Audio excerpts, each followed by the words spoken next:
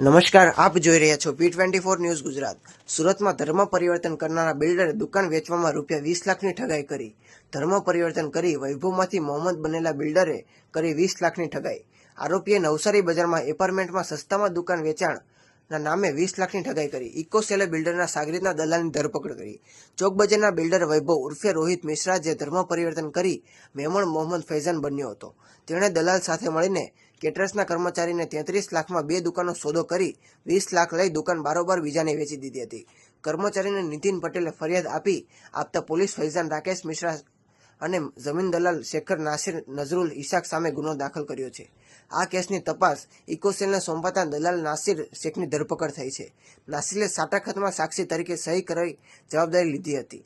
અડાજણ રહેતા 53 વર્ષીય નીતિન પટેલ 2016માં ગોપીપુરામાં નવી બંધાતી બિલ્ડિંગમાં 2 દુકાનો લેવા નાસિર શેખે બિલ્ડર મિશ્રાનો સંપર્ક કરાવ્યો હતો।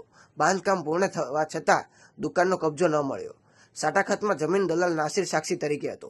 20 લાખની રકમ આપી દીધા પછી બિલ્ડિંગનું બાંધકામ પૂર્ણ થયું છતાં દુકાનનો કબજો આપ્યો ન હતો। ઉપરથી બિલ્ડરે બંને દુકાનને બીજાને વેચી દીધી હતી। આથી નીતિન પટેલે પોલીસમાં ફરિયાદ કરવાની નોબત આવી હતી। નીતિને પહેલા 10 લાખ અને ત્યાર પછી 10 લાખ ચૂકવ્યા હતા। સુરત શહેર ખાતે મહેરબાન પોલીસ કમિશનર અનુપમસિંહ ગેહલોત સાહેબ દ્વારા ઇકોસેલની અંદર જુદા જુદા છેતરપિંડીના બનાવો બનતા હોય એ બનાવોને કેવી રીતે નાથી શકાય અને આરોપીઓને કેવી રીતે જેલના સળિયા પાછળ ધકેલી શકાય એ બાબતેની વારંવાર માર્ગદર્શન મળતું રહે છે। જેના આધારે કાપડ માર્કેટ, હીરા માર્કેટ કે જમીન મકાન કે ફ્લેટની કોઈ પણ પ્રકારની છેતરપિંડી હોય તેના કેસો અહીં રજીસ્ટર કરવામાં આવે છે અને આરોપીઓને તુરંત ધરપકડ કરી અને ફરિયાદીઓને ન્યાય આપવામાં આવે છે। આ જ પ્રકારની એક ફરિયાદ ઇકોસેલની અંદર મળેલી હોય, જેની અંદર ગોપીપુરા ખાતે આવેલ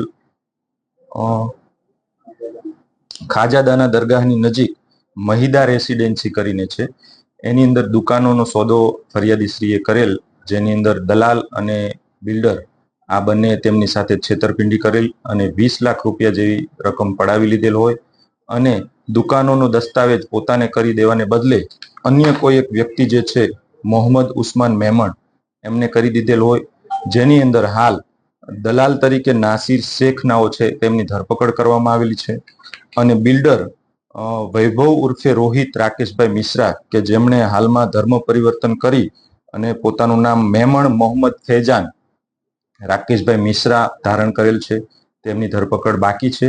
આ બાબતની તપાસ અત્રે ચાલી રહી છે। પીએસઆઈ સોલંકી દ્વારા આ તપાસ હાથ ધરવામાં આવેલી છે અને ભવિષ્યમાં જાહેર જનતાને અપીલ છે કે આવા પ્રકારના કોઈ પણ ફ્રોડ કોઈ પણ વ્યક્તિ સાથે થાય તો ઇકોસેલનો સંપર્ક કરી અને અમને જાણ કરે, ફરિયાદ આપે, જેથી યોગ્ય પગલાં લઈ શકાય। સાહેબ, આ જે મિશ્રા છે તેને ધર્મ પરિવર્તન કેમ કર્યું છે અને આ એક જ શિકાર છે કે અન્ય લોકોને બી એને પોતાની શિકાર બનાવે છે? ધર્મ પરિવર્તન કરવા બાબતેની તપાસ જ્યારે એમની ધરપકડ કરવામાં આવે ત્યારબાદ તપાસની અંદર કંઈ પણ જાણવા મળશે તો આપ મિત્રોને જાણ કરવામાં આવશે અને અન્ય કોઈ આ પ્રકારના ફરિયાદી હાલ સુધી મળી આવેલ નથી। આવા અવનવા સમાચાર જોવા માટે જોતા રહો P24 ન્યૂઝ ગુજરાત।